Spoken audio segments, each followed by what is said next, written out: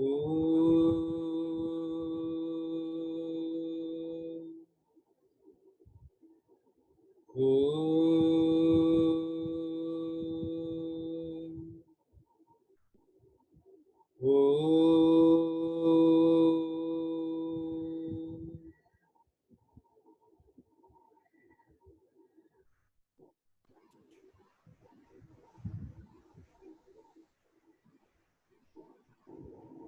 Om Sri Sai Ram, offering my humble pranams at the divine lotus feet. I thank Swami for the opportunity given to me to introduce the speaker for today's session, Brother Harishankar Bhatt. Brother Harishankar Bhatt is a senior manager, accounts and purchases with the medical care division of Sri Sathya Sai Central Trust. After completing his B.Tech in Naval Architecture and Ocean Engineering from IIT Chennai in 2000, he went on to complete his Masters in Business Administration from Sri Sathya Sai Institute of Higher Learning in 2002. During his student days, he was blessed by Bhagwan to give talks in his presence in Sai Kulwant Hall during the Vidwan Mahasabha conducted as part of the Veda Saptaha Yajna, Jnana Yajna and in Traib Vrindavan. In January 2003, Bhagwan blessed him with the opportunity to serve in Sri Sathya Sai Central Trust, where he has been serving since that time. He was also blessed to be part of the Vedam group that would chant Vedam in the immediate presence of the Lord. In addition to his duties, he has also participated in many programs broadcast on Radio Sai, most notably the Shravanam Mananam Nididhyasanam that was based on the summer course talks given by Bhagwan in 1993. He has on many occasions spoken at the Satsang Hall in Prashanti Nilayam. Harishankar's father had the privilege of being the pujari at Bhagwan's Mandir at Prashanti Nilayam and performed the Aarti daily to Bhagwan from 2007 till 2011. Now over to Brother Harishankar. Thank you.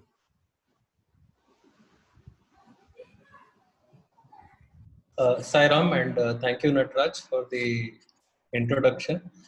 I offer my humble pranams at the lotus feet of my beloved Mother Sai, and I would like to welcome myself and everyone who's gathered here, all the devotees, all the participants in this particular session.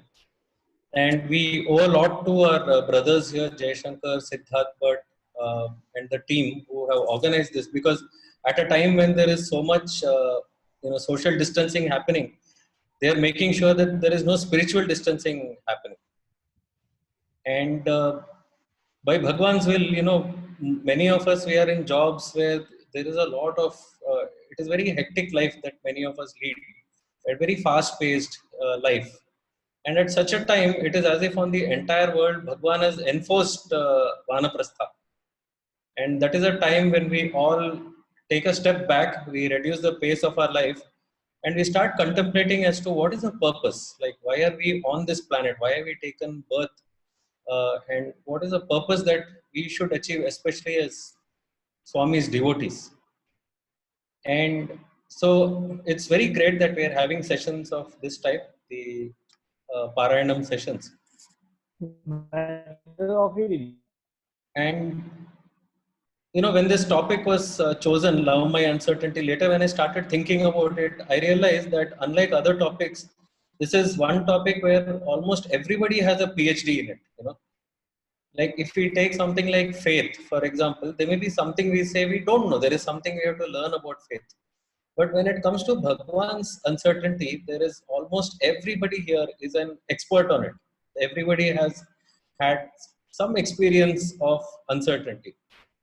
Like I remember all those times when we would go for Bhagwan's darshan, So you may have come at 3:30 in the morning also to join the queue, token queue.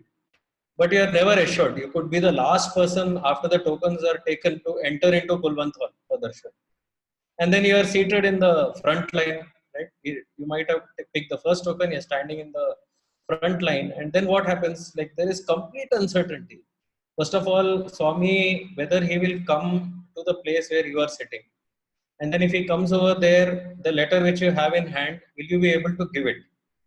And then there are calculations, like, when we are giving the letter, at the same time, we should be able to take Pad Namaskar also. So all these uncertainties were always preying on our mind, when Bhagwan was giving darshan. Not only this, like I recall that even such a thing as prasadam distribution, there could be so much uncertainty in it. There were many occasions where people all around us would have got the prasadam, and then we are sitting empty-handed over there. So we are not even assured that, when we are sitting in Kulwant Hall, that perhaps the prasadam itself may not land in our hands. And then this uncertainty would reach a crescendo right after Shivaratri. So then all the discussions would go on. Okay, so when is Swami likely to go to Brindavan? And then, from there on to Kodaikanal. Right? So all the discussions and all kinds of speculations will start at that time. I recall once, a close friend of mine who was Bhagwan's attendant, physical attendant. I went and told him once, we were trying to get some information out of him. So we were like, I think Swami is leaving to Brindavan in 2 days. So we started the topic like that. He said, you're all very lucky. You all know when Bhagwan is leaving for Vrindavan. As for us, we get only 12 or 24-hour notice. So you all know way ahead of time. So that was the kind of uncertainty that was always there.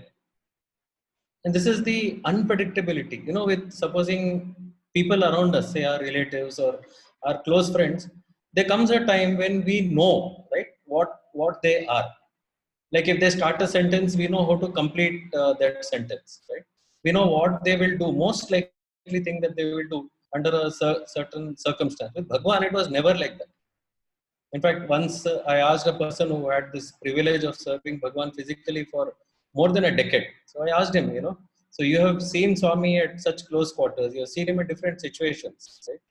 And was it possible for you to ever say that, okay, so this is a situation and this is what Swami is going to do? He said that is absolutely not possible with Bhagwan. There is just no predicting that at one particular time, how it is that he is going to react or what is it that he is going to say. So he would always keep us on our toes. He would always keep us guessing. So unlike us, see, it seems Facebook analysis, they do the analysis of some 5 parameters, right? And with that, they know you completely. Right? They know end to end, like what kind of voting choices you have. But with Bhagwan, it was totally unpredictable. And at various times, we have all experienced this. I recall once, uh, some of us who were working in the ashram at Prashanti Nilayam.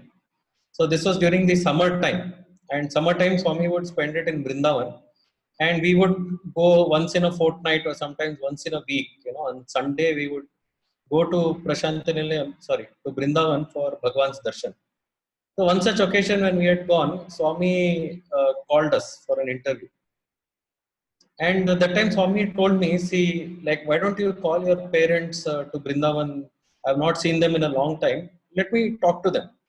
And I was very excited. So immediately after the interview got over, I rushed from Brindavan to Prashanti Nilayam, told my parents to pack their bags and come to Brindavan. Right? So we come to Brindavan. And I sit there for darshan thinking, so this will be my chance to tell Swami, my parents have come.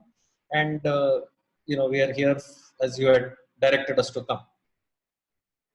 And 1 day passed, 2 days have passed, 3 days have passed, and there was absolutely no sign from Swami at all. And I was desperately trying to get across by various means, that Swami, I'm here with my parents. And nothing would move him. And as time passed, my father, of course, had to get back to work. And I remember about 5 or 6 days after we arrived, my father, very regretfully, he had to leave from Brindavan and go back to work. The very next day, during darshan, Swami comes and asks, so where is your father? Now, my heart sank. How could I tell Swami? Swami, you had called us, but then he had some work, he could not wait, and he had to go back. Right? And soon after that, I asked Swami, Swami, my mother and brother are here. Would you call us for interview? Swami just shook his head and went away. And this is the kind of uncertainties always keeps us, on tenterhooks. We do not know what would happen at what time. In fact, I remember the very next year after this. So after this disappointment, there were innumerable occasions when, for very very small reasons, Swami would suddenly call us for interview. It is so I would feel that, having gone through that experience, Swami is finding his own sweet way of compensating for it. And that time my mind would go back to this time and I would think, so with so many chances that Swami is giving now, does he remember that at that time how much pain I had gone through at that time? And the look on Swami's face, you will never see any time any kind of regret or anything. His look is always that right now I am doing whatever I'm doing is the perfect thing that has to happen. We can never really understand what the divine calculations are. I remember once our warden at that time, he went up to Bhagwan because he wanted to speak on behalf of one of the students who was apparently going through some suffering. And twice or thrice when he brought it up with Swami, there was apparently no reaction on Swami's face. And finally, the fourth time, when the warden came up and spoke to Swami about the same issue, Swami just turned to him and asked him, "Do you imagine that you have more compassion than I have for that particular boy?" And then the warden completely stopped. At that moment, he realized that he was making a very grave mistake. That he had to, first of all, that he had to inform Bhagwan about what is going on with that particular student. And the second mistake was assuming that, Swami, when he was not responding, that there was something that the warden had to do to make Swami's grace and compassion fall on that boy. Swami made it very, very clear that my grace, that my compassion is always there. And so he asked the warden, right, by any chance do you think that you have more compassion than I do? So in this way, we understand that with Bhagwan, uncertainty, it is not a bug. It is a feature, that it is intentional, that he has created that atmosphere of uncertainty around him for a particular reason. See, one of the reasons that I see that, Bhagwan would always exhort students and devotees in many discourses. He would say, what is one of the aims of all the sadhana and all the practice that is done by devotees? He would say that we must cultivate this quality called constant, integrated awareness. He would say this is very important for every devotee, that we should possess constant, integrated awareness. And this he would inculcate in so many ways, sometimes in such small ways that we would not even notice. When, for example, we were in hostel as students, right, at Bhagwan's hostel, there was one practice that I used to find very strange when it was first introduced to me. So there was this practice in the hostel that when you are at a dining session in the dining hall, that when you complete your meals, right, before you get up, you have to turn to the person on your left and tell him Sai Ram, and then turn to the person on your right and tell him Sai Ram before you get up and leave the dining hall. So I used to find it pretty strange as an etiquette. There are times when you just want to be by yourself. So many thoughts are going on your head. You're contemplating on something. And I used to find it pretty strange. And what would happen is at such times, if you forgot to tell Sai Ram while getting up, that person would turn to you and tell you Sai Ram, brother. And that's how he would remind you that you're supposed to say Sai Ram before you get up. For the longest time, I used to wonder, like, what is this practice for? And over time, I realized that is Bhagwan's way of ensuring that, that alertness within us is always there. Many times we get lost in our own head, in our feelings, our emotions, our thoughts, that we become completely unaware of the world that is going around us. Whereas Bhagwan says that with every devotee, there should be this constant integrated awareness, as if you are living on that edge between of your existence and of the world around you. We should be completely aware. And in fact, I have noticed that with students who had the chance of being very, very close to Swami physically, over time, they would develop such acuity, they would be able to catch very, very small gestures of Bhagwan. I remember there was one particular student. Uh, Very often I noticed how Swami would call him for interview. So he would be seated on the VIP portico within sight of the interview room. And Swami would open, the interview room door just a shade, very, very small amount. And through that, with his finger, he would indicate like this. So the student has to be that alert that he has to watch at this moment. When the door opens, he cannot be absorbed in some other thoughts. He has to be all the time focused on what is happening. At that moment, just small little finger for a few seconds, and Swami will call like this, and immediately within a flash, that student would be there at Swami's feet. There are even occasions when we used to watch, that how would Swami indicate to some of them that they have to come for an interview, say the next morning. So during the evening darshan, Swami would indicate to the student saying that you have to come for darshan next morning. And we used to try desperately to see when that message has passed between Bhagwan and that particular student. Some of us would be even sitting right next to that student, and somehow that message would pass. Just one small look that Swami would give to that student, and next morning, the student knows that he has to be there at for morning darshan, which was a privilege which very few had as students. So over time, Swami would develop that kind of acuity. And very often I had thought, so many people would ask us, right, that what is the special spiritual practice that you have learned being at Bhagwan's lotus feet? And I would be sometimes very hard pressed. Is there anything specific, that he has instructed? Because many of us may not have received any particular mantra, or we have not been fortunate that we have been initiated into any particular meditation.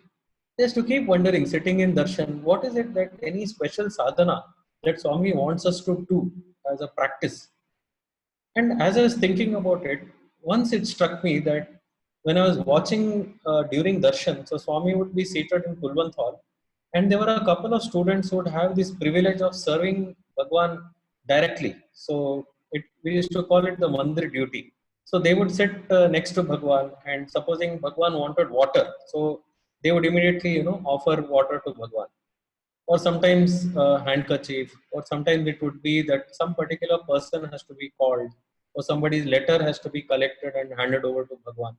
So like this, there were so many small duties, and at no point of time would Swami give any verbal instruction. So very, very rarely he would say what has to be done. So these people who are sitting next to Bhagwan, their attention has to be 100%, absolute, totally on Bhagwan. And if there was any personal thoughts or anything that they were going through, imagine that, say, at work somebody had said something had occurred, or something at home was troubling in their mind. But when they came for darshan, they had to absolutely leave everything else and keep their focus only on Swami, and be very, very alert to the smallest things that could happen around Swami. And this was Bhagwan's way, of basically cultivating that state of constant integrated awareness, not being lost in our thoughts, not, going deep inside, not being self-obsessed, but rather keep like a 360-degree view and awareness of the small things that are happening. And Bhagwan's awareness is very, very acute. I remember once that sometime one of the times when Swami had called some of the students for the interview. So naturally, when we enter, we immediately close the door, right? So one of the students, in his hurry or excitement, he closed the door so fast and so hard, it made an audible noise. And Swami would say that sometimes he will see the kind of awareness that a person has cultivated by the way that they close the door. Means how much presence they bring to that particular occasion. That how do you close the door so gently, like You hold the door, you're aware of what is appropriate, what is the etiquette, and then you gently, you close the door in such a way that you don't make any noise. Swami would say that there is Chaitanya even in that particular door, and you should not therefore hurt it. So that is the kind of awareness, that Swami, he embodies it, shows it by example, and he expects all of us to cultivate it. There is absolutely no exemption for anybody. Once you are his devotee, he expects that you will start treading this particular path. There is also the other thing, when he creates this uncertainty around us, right? That he likes people to not stagnate in their comfort zones. So he will always see to it that we are never established in our comfort zones. We are always moving, moving, moving. So the very famous story of two people who had encountered, I will not take their names, but these two people, they had arrived at Bhagwan's feet at about the same time, and both of them had similar qualification, that both of them had done chartered accountancy and worked in a few banks and concerns outside. But then they decided that they want to offer their services to Bhagwan and stay with him for the rest of their life. So they came to Bhagwan, and Swami called both of them to the interview room on the same day. And he said, I'm very happy that both of you have come like this, that both of you want to offer your services. So very sweetly he asked, so what do you want to do? So one person said, Swami, I would very much like to be in academics, that I would like to go and teach the students of your institute. Swami said, oh, okay. Then he turned to the other person and he asked, okay, so what is it that you want to do? And this person said, Swami, there are so many of your institutions, and I worked in companies, Swami. I would feel so blessed if you would give me the opportunity of serving at one of those institutions. Swami said, yes, yes, yes, very nice, very nice. And the next morning, both of them, they were very happy when they received appointment letters saying that you are appointed to so and so. And then they opened the letters, and to their utter surprise, what had happened, the person who said that he wants to serve at the institute, he got the appointment letter saying that you have to go and serve at one of our institutions, one of the units of the central trust. And the person who said that I have company experience and would therefore like to work in one of our institutions, he got the appointment letter for joining the institute as a teacher in the MBA department. So in this way, like Swami would ensure that if this is your comfort zone, then okay, so let me place you in a situation where you're totally at sea. And therefore Swami would ensure growth, and I could see it in like my own case, that first of all, I'm a hardcore academic. This is what I'm most comfortable. If you give me a textbook and I am sitting and studying that textbook or solving some mathematical problems, right? That is what I would be most comfortable doing at any particular time. And then when I joined my MBA, somehow I had an aversion to accounts. That of all other topics I've learned, but I used to always avoid learning anything about accountancy. Somehow I could not get that subject at all. And finally, when we completed our studies, and I was waiting for a chance to seek Bhagwan's guidance, and in my heart of hearts, I wanted to serve him only. I wanted to stay at Prashantilayam and continue to work. And I always felt, that if somehow Bhagwan gives me an opportunity to work in the institute, my life would be set. I would just absolutely love being an academic. And finally, as it happened, first when Swami granted me the opportunity of serving him, he first said to go and work in Radio Sai. And I was happy that way also. I said, okay, so, I like reading, writing, and even speaking. I thought, okay, so this is a very good opportunity. Swami is challenging me in this direction, and that therefore I'll be able to serve him using my talents. I served in Radio Sai for exactly 5 days. And after 5 days, Swami called me again to the interview room, and he said, see, what I actually want you to do is to go and work in the Central Trust Office. And even when as I heard this, my heart sank. I was, oh my God, what will I go and do in the Central Trust? And I could not tell Swami anything. I said, okay, Swami. Swami said, go right now to the office and go report over there. So I go there and I report, and over the time, I try to find out what my job was. And I realized Swami has appointed me into the medical trust. And I had joined in February, and I was told that in July you have to bring out the balance sheet of the Sri Sathya Sai Medical Trust. And I was aghast because I had really zero knowledge of accounts. I remember on the first few days when I was working in the office, so the bankers would come every day with bank statements to basically discuss the transactions of the previous day. So I would be seated over there and they would tell, sir, today we have debited your account for so much and then we have credited your account for so much. And so many times I would tell them, sir, can you please tell whether the money entered the account or whether it left? Don't tell me debit or credit. So my knowledge of accounts was that shaky. And here I was being told that, you have to bring out a balance sheet of the entire medical trust, which comprised of the two super specialty hospitals, the general hospitals, and I have to consolidate all those accounts and all of that by July. And that time, one of my brothers who was also serving Swami at that time, so he would sit with me every afternoon and try to explain to me what is depreciation, why does depreciation appear both in the income and expenditure statement and again in the on the balance sheet side. So all of these mind-boggling concepts he would try to teach me.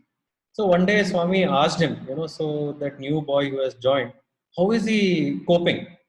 So he had to tell as it is. So he told Swami, he's really, not so confident. He's trying to pick it up, but he doesn't appear to be very confident about it. So Swami said, tell him absolutely not to worry.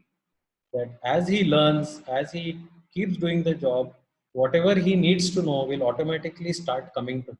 This was the message that was conveyed to me by that brother. And at that time, all those worries that I had, whether I would be able to perform, etc., they completely melted away because till then I was thinking that I was in charge of the accounts of the medical trust. And then I soon realized that it was Swami who, whatever it is that had to happen, he would ensure that it would happen through me. And this is the, there at no point of time, could you actually understand what kind of opportunities that Bhagwan would open up. We have absolutely no idea. See this, why I started thinking, it's so nice, we laugh about it. We say, Bhagwan says, love my uncertainty. And yes, we have to go through it. And I've always thought, why is there such unpredictability? And then it comes to us, the way we think, we judge a certain action to be appropriate. It is totally based on our experience and what little we know about the world. Whereas with Bhagwan, for each person, he knows, okay, so this is his past, this is his present, and that is a future. So at this point of time, what is the most appropriate thing that has to be done? I recall once there was another close friend of mine who had the opportunity of serving Bhagwan. He had even stayed with him in the Purnachandra residence. And he told me, that one day what had happened, that suddenly he got this thought in his mind that when Swami, during darshan, when he goes, he observed that Swami would go to somebody, pick up the letter to somebody else, Swami would talk, maybe create vibhuti, and to somebody he would give a ring. And this person was a very, very, very intelligent, very analytical person. And he tried to see, is there any pattern? Like on what basis is Swami deciding, for this person I will talk, this person I will ignore, so and so I'll give Pad Namaskar. And what was the criteria? And he gave up. So finally, he asked Swami, can you tell me, I've seen during darshan, you do so many things for so many people. How do you decide that this is what I have to do? And Swami's reply was absolutely amazing. Swami said that I do not pre-decide. When I come to darshan, when I look at a person, it comes to me that this is the right thing that has to be done.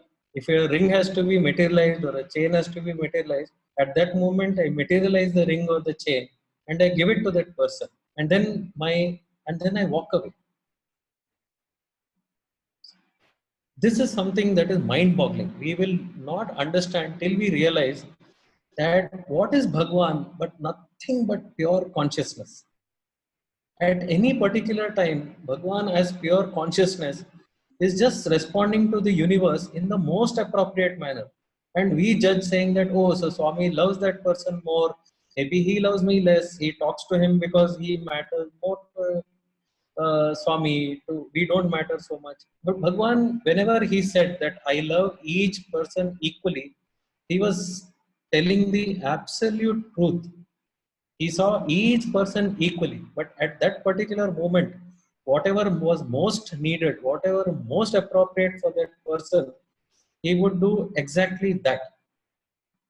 So our worldly calculations are absolutely no match for his cosmic calculations, because he is using a more sophisticated divine algorithm as compared to our very ordinary algorithms. So hence, with Bhagwan, it is better to leave our mind at rest and instead focus on, okay, so what is it that Swami wants to do, wants me to do at this particular moment? And it is better to align with Swami rather than, perennially our mind, it always leads us to question, okay, so analyze, is this correct? Is this beneficial? Is this the right thing to do? But with Bhagwan, all we need to do is just surrender our analytical skills, everything at his lotus feet, and tell him, Swami, I rest my doubting mind. Now, please guide me as to what is it that I should do. And, as I said, with Swami, we should always expect the unexpected. There is nothing that is absolutely certain with Bhagwan. As I said, like even my job, which I originally got into, even that job Swami changed in a matter of 5 days. And I recall this kind of expecting the unexpected, it causes a lot of anxiety, a lot of worry. See, we as humans, we would like things to be absolutely certain around us. We should be able to predict what happens in the future to us. That is why a lot of us, we look for astrologers, we look for nadis to go and find out what is it that is there in store for each one of us. But with Bhagwan, there is absolutely nothing that is certain. We should always expect the unexpected. And so with that, what is the antidote that Bhagwan gives for this kind of anxiety that this unpredictability, this uncertainty creates? I remember this one very beautiful interaction. The Swami is sitting in Kulwant Hall, and seated very close to him was our beloved Professor Anil Kumar. And every day, during our student years, I'm talking about the years 2000 to 2002, there every single day there would be some very lively interaction between Swami and Professor Anil Kumar. So one such occasion, Swami is sitting there and he is looking at Professor Anil Kumar, and Professor Anil Kumar also was looking at each other. There were often such times when they would just look at each other. Swami would look deep into Anil Kumar's eyes, and Professor Anil Kumar would look back at Swami, and he would also be smiling. And so Swami asked him, so what is it that you're smiling about? He said, Swami, I am sitting in your presence. I'm feeling so very, very happy. Swami said, oh, you're feeling happy? Okay, then let me send some worries your way. That was the statement he made. And sitting there, my heart started pounding, because there is only one person in the entire world who can make a statement like that. And this is the person who holds the strings of all our destinies, right? We are the puppets in his hand. And if he says that I will send some worries your way, then you had it. And there, Anil Kumar sir, he is looking at Swami, and we were all wondering at this critical moment, when the master of our destiny is saying that I will send you some troubles. Now, how will Professor Anil Kumar manage this situation? He made a fantastic statement. He just looked at Bhagwan so sweetly. He said, Swami, now I'm 70 years old. I have gone through so many troubles in your life. Why would you send something more my way?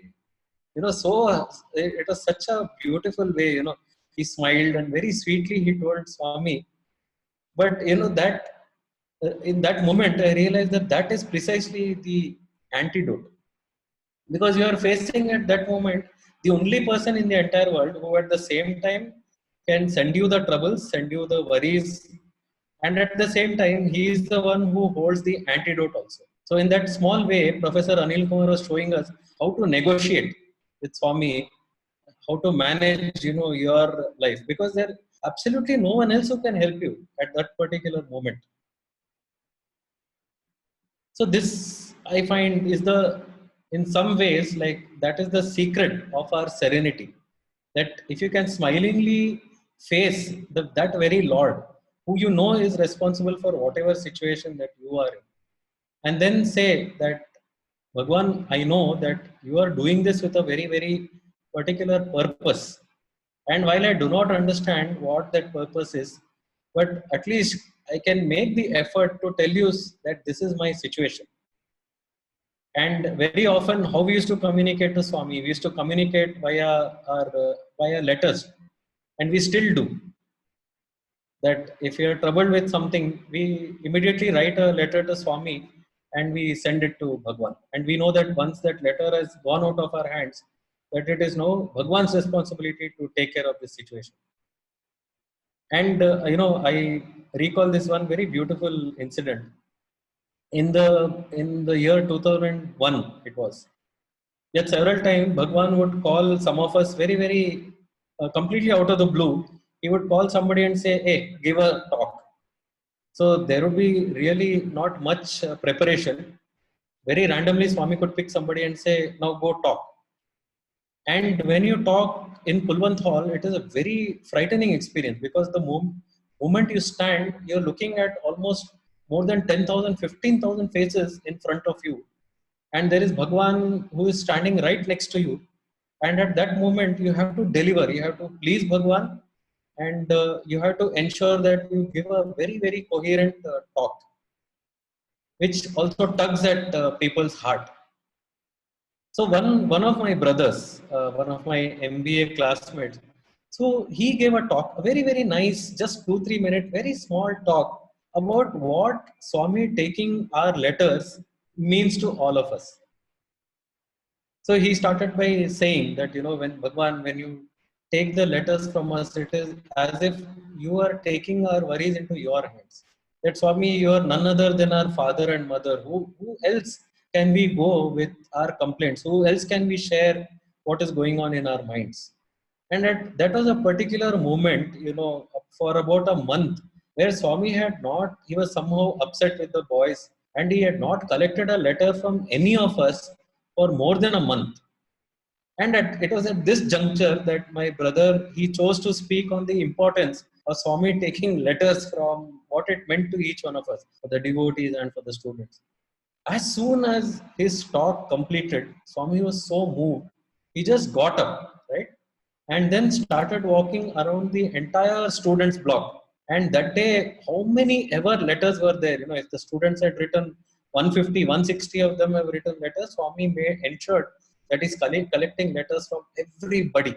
That was the effect of that prayer on Bhagwan. Because that is the most iconic thing. Like recently the statue that is inaugurated, if there is one thing that sculptor has captured in that statue, which is now there in the Bhajan Mandir, it is the fact that Swami, we associate Swami with always a bag of letters, a handful of letters with him. That has become part of his image, so much so that it is now captured for posterity in the form of a sculpture. Because that is our relationship with him, that he gave us this opportunity, very, very unique, that whatever is pressing, right, you can write it in a small little epistle, a small little letter, and hand it over to Bhagwan. Now, if you look at it, the way Bhagwan says, love my uncertainty. And is the uncertainty, he says it is mine. And when he says mine, like Swami is the creator of this entire universe. And you see that this uncertainty is always there. It is always present in this entire world at all times. In fact, now this particular crisis, it has done nothing but to bring that uncertainty completely to focus. As I talk to many people, I realize that people have all kinds of concerns. Like, what will happen to my salary? I have made so many financial commitments in this year, and my company says that we're going to cut salaries by a certain extent. So, how will I meet my financial commitments? Other people have even expressed their worry about whether they'll be able to hold on to their jobs even. A lot of people are worried that their job may not exist a few months down the line. Then that uncertainty is something that they are living with. I know of business people who are not only worried that their businesses may not turn a profit this year, right?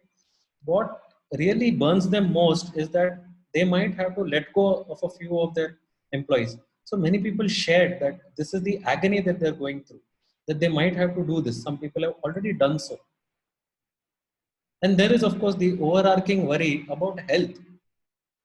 There is this virus that is now seem to be a part of our life. We do not know that when we venture out, what are we exposing ourselves to. So this whole crisis, I think, has really brought to very sharp focus, that this is precisely what we are dealing with right now. This is the uncertainty, and the strange thing is that this uncertainty has always been there. Like, business people will tell you that whenever they start a business, they do not know how it will end. But it's always in part of our human nature that we will always keep that uncertainty aside. We know that it is there, and then we go out and do the things that we have to do in this world. And that is precisely what Bhagwan teaches us. This is perhaps his way of keeping us on our toes, about remembering Swami. Most of us, when things are going very well, not only do we forget Swami, we even forget about ourselves, right? So it sometimes takes situations like this, when things are not going well, when there's a lot of uncertainty about what the future will bring to us. It is at that moment that we really start thinking about Bhagwan. Because when you start looking back at your life, all those accomplishments that happened, all the good things that happened, and all the many many pleasurable moments that we remember in our life, we suddenly start thinking that how did all these things go that smoothly? Who is it that ensured that whenever obstacles were there, those obstacles were even removed before I was aware that those obstacles are there? How did all this happen? How did I get to where I am today? And we realize at moments like this that we owe this very, very completely to Bhagwan himself. There is no one else. We cannot take the credit that this is due to us, that is, this is something that we made happen. I remember this very beautiful story from the Mahabharata, which is very pertinent to this particular situation that we find ourselves in. So, as we all know, during the Mahabharata war, it was Lord Krishna who was Arjuna's charioteer. So, every day during the war, the entire day, it was Lord Krishna who would negotiate Arjuna's chariot across the battlefield. And what would happen is that every single day at the end of the battle, when they would go back to their camp, it was always Arjuna who would get off the chariot first, and then Lord Krishna would get off, and then they would go back to the camp.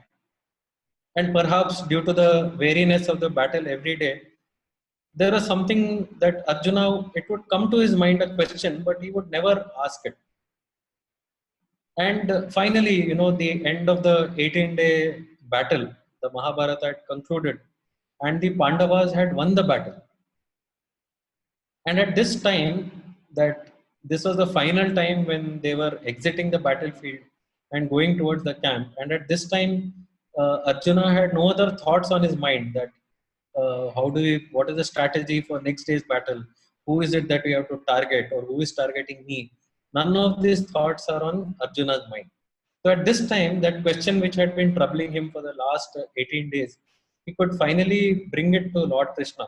So when the chariot stopped, Immediately Arjuna told Krishna, Krishna, all these days I have been getting off the chariot first, now you get off.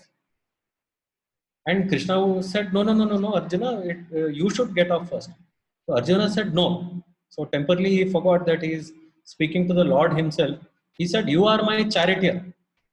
And it is your duty that when the chariot stops, first you get off and then you come and help me off the chariot. Right? That is your duty. And Krishna, he said, Arjuna, you do not understand. I want you to get off the chariot first, and only then will I get off. Arjuna kept arguing with Krishna for the longest time. And then Krishna very sternly tells him, now you get off. And Arjuna knows when the line has been drawn with Lord Krishna, and he, as instructed, he gets off. And the next moment, Lord Krishna also gets off the chariot, and the entire chariot bursts into flames.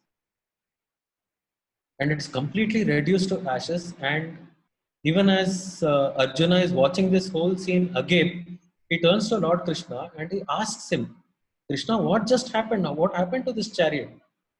And then Lord Krishna, he explains, see, you think that you are a brave warrior. You think that you are one of the best warriors in this Mahabharata, this entire battlefield. And you think that, these 18 days you have survived without as much as getting a scratch. Do you know what powerful weapons were aimed at you this entire time? And why did I become your charioteer was to sit in front and make sure that none of those arrows even touched you. All those arrows, I started absorbing it.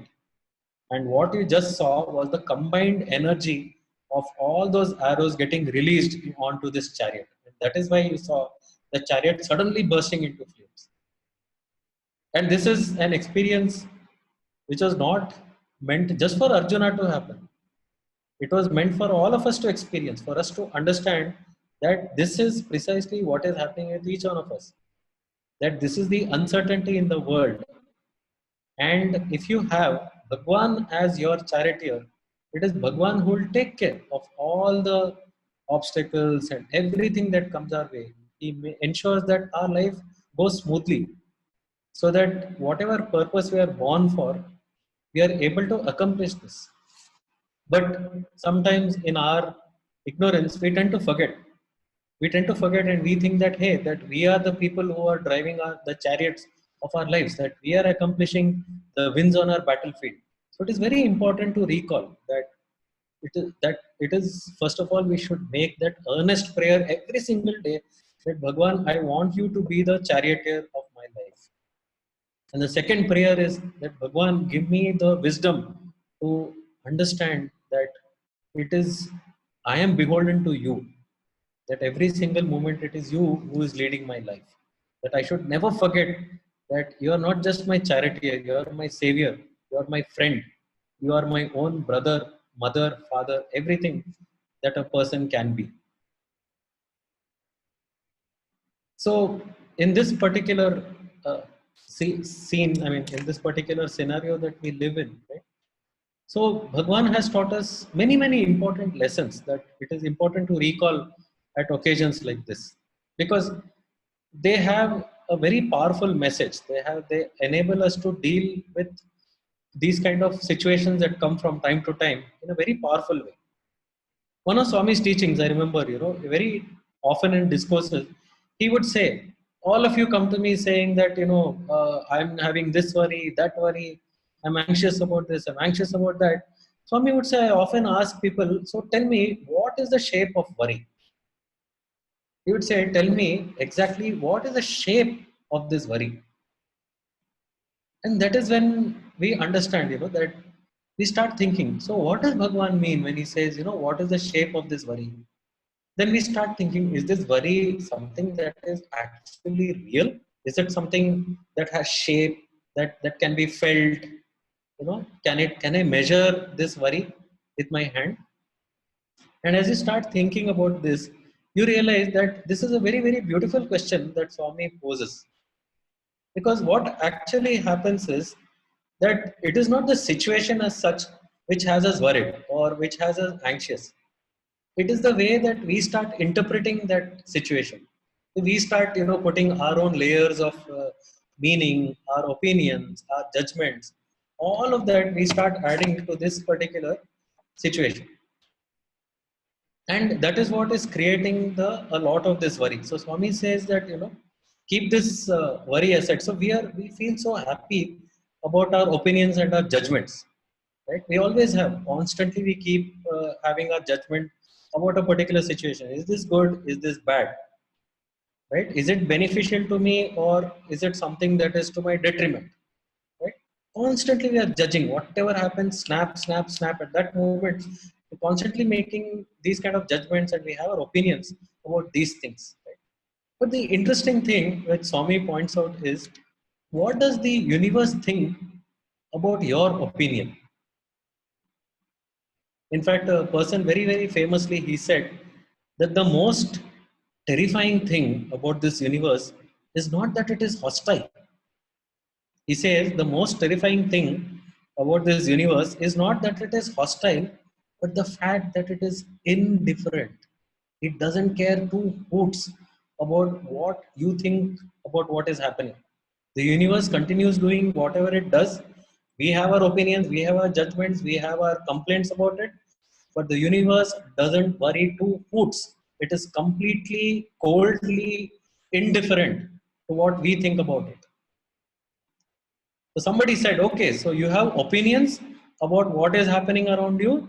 Here is an antidote. He said, go on a very starry, night, moonless night. Go to to the terrace. Stand on the terrace. Look up at the stars in the sky, and then shout your opinions about the world, about what is happening to those stars, and then listen to what they have to say. That's all he said. He said, just shout your opinion to the stars and then look at what they think of what opinion you have about the world around you. Because that is what happens to any particular situation. The situation is as it is. And then on top of that, we have our own interpretations. We have our own projections. That is a masala and the spice that we are adding to that situation. That is what creates the entire worry. And that's why Swami asks us that in a very, very simple way. He asks, tell me, what is the shape of this worry? And then there is this beautiful thing that Bhagwan always leaves us with. He says, always think that whatever happens is actually for my good. Swami used to say, Anta mana manchidi kosam, anta mana manchidi kosam. Whatever happens is for your own good.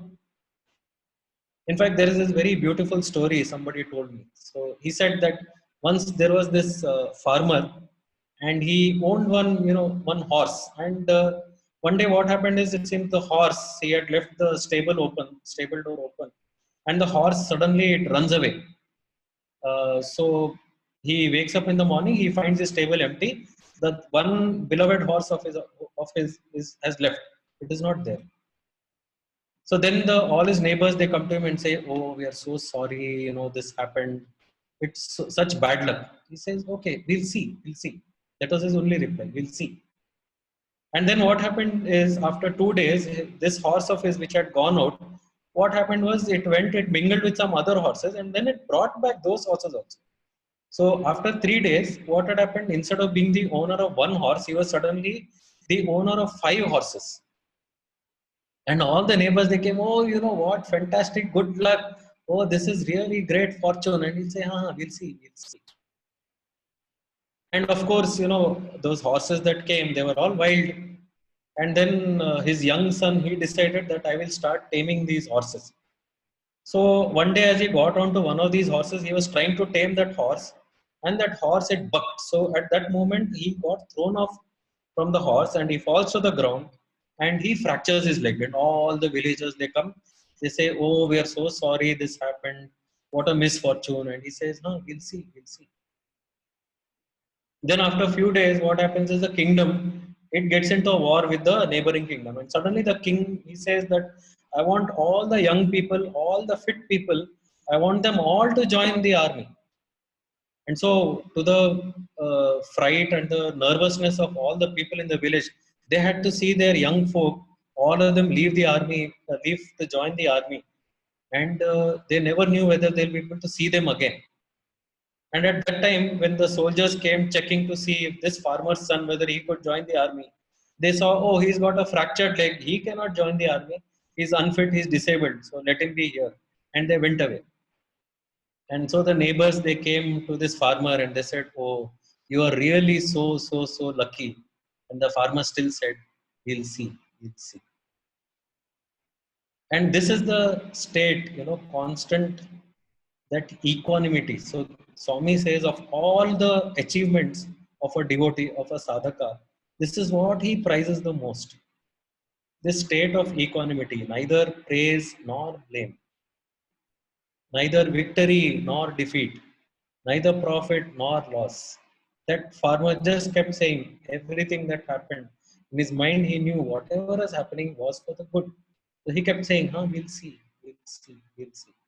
He was neither affected by the fortunes nor by the misfortunes. In fact, there was one person who communicated this in a very beautiful way, which I'll take a few minutes to talk about. For many of us, this is the problem, that we want life to go a certain way.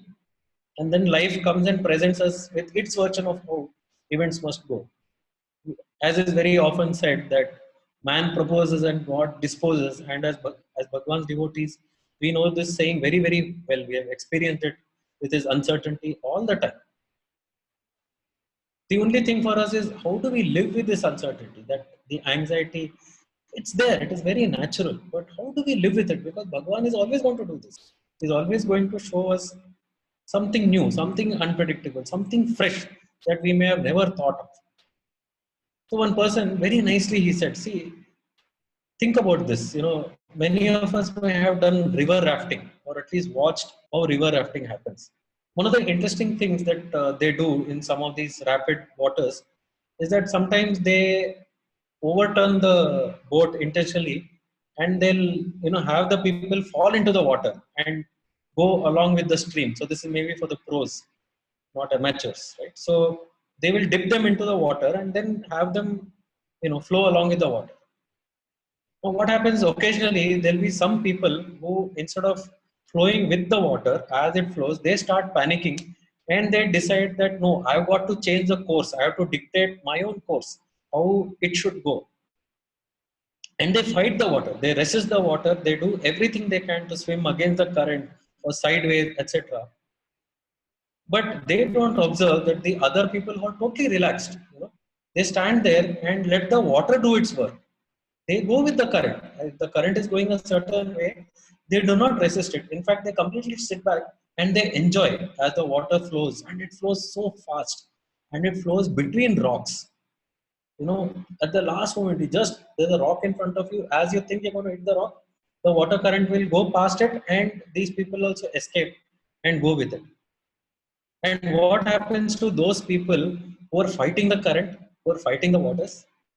These are the people who get inserted into the stones. So very fast they go and they get inserted into the stones. Whereas the people who stayed with the flow, who did not resist the flow, these were the people who could get past even the rocks, etc. Because the water of life is not trying to insert you into the rock. The water itself is going past the rocks, and you too will. So this is in fact the Tao way, right? They say the way of being in harmony with the world around you. And I remember another small conversation which Bhagwan had with Professor Anil Kumar. So Professor Anil Kumar wanted to intercede, saying that, Swami, we are not taking letters from students. Over a week he had not taken. Swami seemed to be very upset, something that we had done. So he was trying to tell Swami, these boys are holding letters. Would you kindly take these letters from them? Swami said, why should I take? So Anil Kumar sir said that, Swami, they may have some emergency. The moment Swami heard that word emergency, he turned. He said, for Swami students, there will be no emergencies. This is what he said. And everybody was stunned. And, I've been thinking about that time, because when he says no emergencies, does it mean that life will be smooth? Does it mean that there are no more emergencies in life? That is not what Bhagavan meant. It is not that we will not go through crises. It is not that we will not go through worries and anxieties or unfortunate incidents in our life. When Swami says, for my students, first of all, students does not mean those of us who studied at Bhagwan's university. It is a larger body of people who decide to study Bhagwan to improve their life.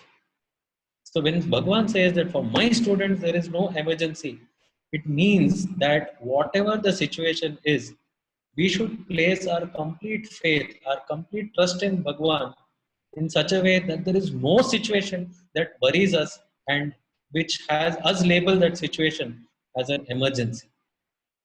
Because we should always remember that whenever a person went with any kind of problem to Bhagwan, always his reply was Chala Santosham, Chala Santosham. And because for him, there was nothing wrong in this universe. Everything that happened was for the right reason, at the right moment, to the right person. And that should be our response to whatever happens. Chala Santosham Swami. Your will is happening, and I accept it with all humility and all happiness. And praying to Bhagwan for his wisdom to dawn upon each one of us, that our intellect be illumined by this kind of wisdom, which is encapsulated in the Gayatri Mantra when we say Dhiyo yo naf prachodayat. Bestow on me that intellect which illumines. So this is the kind of wisdom that we must all seek from Bhagwan. That we, in these kind of times, we are able to love his uncertainty and love him such that there is no emergencies in our life. And with this prayer, I would like to conclude by offering this satsang, this parayanam at Bhagwan's lotus feet, and thank each one of the participants for your very, very patient listening. And at this time, if there are any questions, anything that is on people's minds, Jai Shankar, could you help me out if there are any people here who would like to ask anything? We do not have any questions at the moment. Right. Okay, that is great. There's an opportunity, all participants, that if there's anything that you want to bring up, anything from the talk or anything that is on your mind, this would be a good opportunity for all of us to contemplate on that too. Okay, so we have one from Srimant, which says, Sairam Hari, how does going with the flow square with one's desire to improve or change situation in one's life? Right? And so Srimant is my very close friend. He was with me at IIT Chennai. And since then, he's been very, very active in the Satya Sai organizations as the spiritual coordinator, seva coordinator, etc. So he's asking this question: how does going with the flow square with one's desire to improve change situation? So the thing is this: that it is our very natural tendency not to be in tune with the flow of life. So each one of us has a desire to improve and change, right?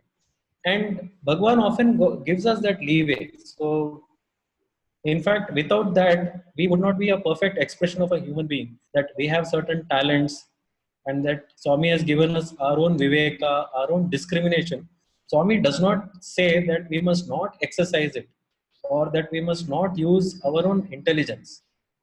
But at the same time, one must have that wisdom that at some point of time, we should realize that, are we fighting against the world, or are we breaking open a very, very smooth path ahead? Someone said that it is sometimes easier to ride the horse in the direction in which the horse is going rather than trying to ride the horse the opposite way. So we must always, there is absolutely nothing wrong with trying to use our inborn intellect, our inborn talent, right?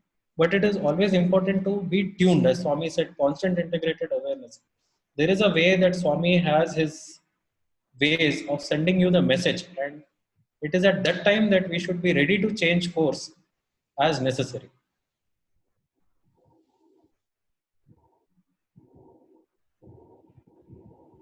what practice should one do to, this is from Vibha. What practice should one do to tune oneself and not be anxious or worried about what is happening? So there is this very beautiful saying that Swami says that it is only in silence that the voice of God is heard. I may be paraphrasing it a little bit, but it is in the depths of silence that we hear the voice of the Lord. So what is this particular noise, right, that does not help us get in tune to oneself, right, or in tune with Bhagwan? So, as you very rightly said, the anxiety or worry about what is happening, that is a very, very natural thing. And that is like the noise which will drown out. It is so loud. It is like a clanging noise in our head. And despite what Bhagwan may be trying to guide us from within, we will not be able to hear it. So, the very first thing is that we should be able to, first of all, have complete faith in Bhagwan that he is the person who is guiding our chariot, that the reins of our life are in his hands. And this is a constant thing we have to remind ourselves once, twice, thrice, till that particular worry has abated. And that is when, in that particular silence of our mind, it will naturally come to us. Okay, so this is what has to be done. It is nothing that is very, very mysterious. In fact, our brains are very attuned to be able to tell the most appropriate thing that has to happen at that moment. It is we who come in its way. We insert our interpretation, our opinion, our judgment. And thankfully for all of us, we have Bhagwan as an anchor. So the best thing is to keep in mind these lessons that we learned, that we revised today, that whatever happens is for good, it's for our good. And Swami used to say one more thing I forgot to bring up. The Swami would say, this too shall pass, this too shall pass. He would remind constantly that this too shall pass. So Swami has given us many hooks, so whatever works for us, we can apply it.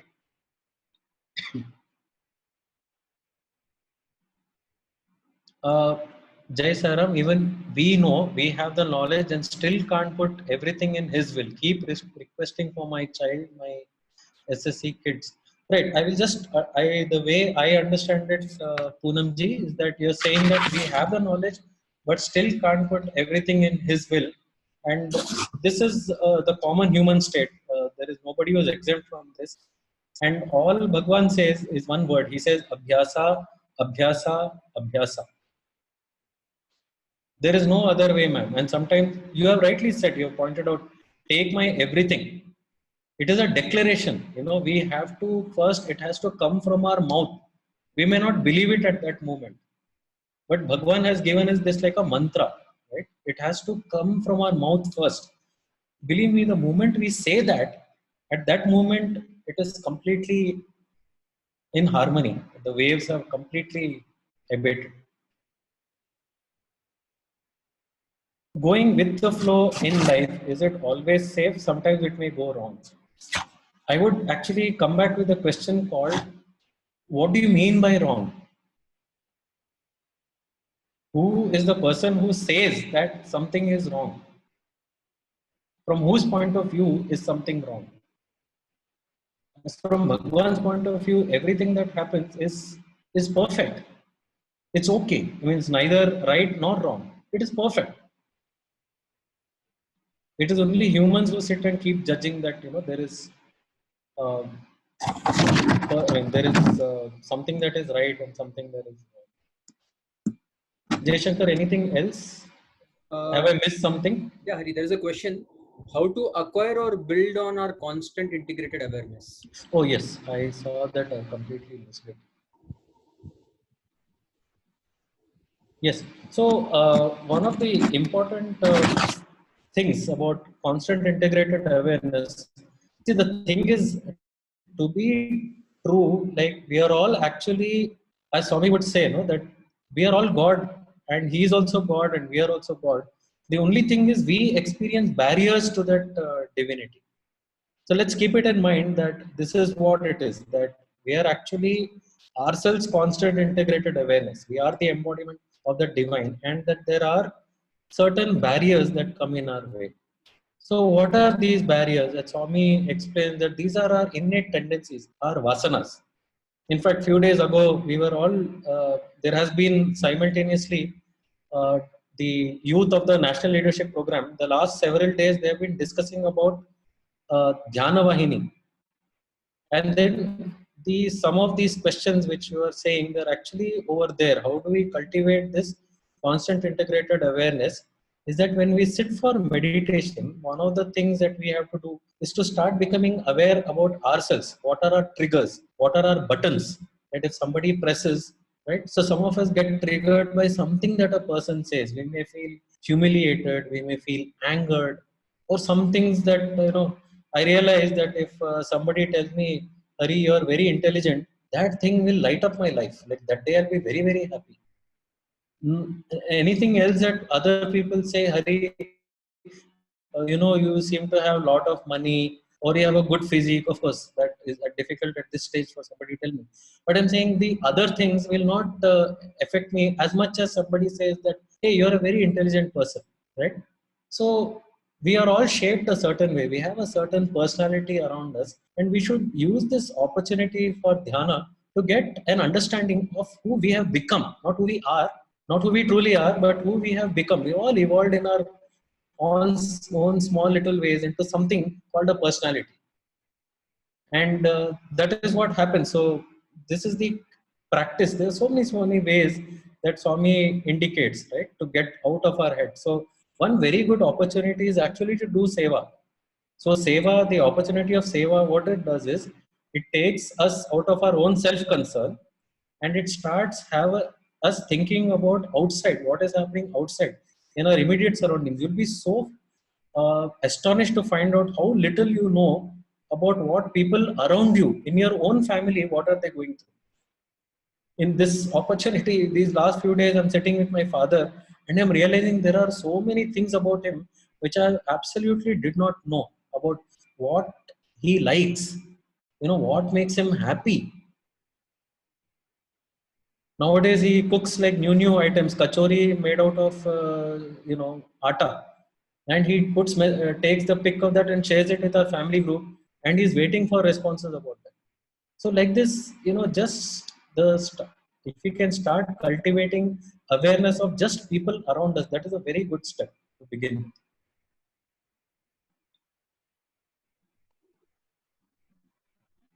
Sairam, even after giving 100% efforts, if I'm not able to achieve my goals, how to find whether it is lack of my efforts or destiny? That is actually a pretty difficult. I really don't know how to answer this. Like, where would I draw the line, right? When I'm doing something, like when do I stop? Whether it is lack of efforts or destiny.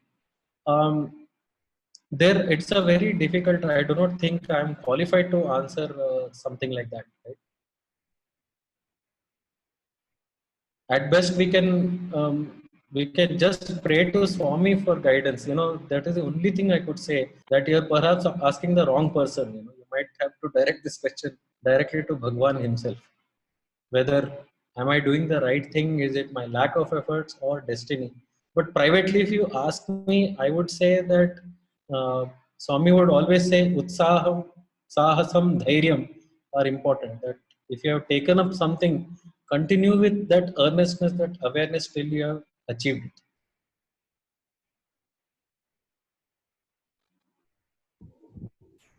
Anything else, Jaishankar brother? I think, Hari, that was the last question for the day. Okay. Right. Nataraj?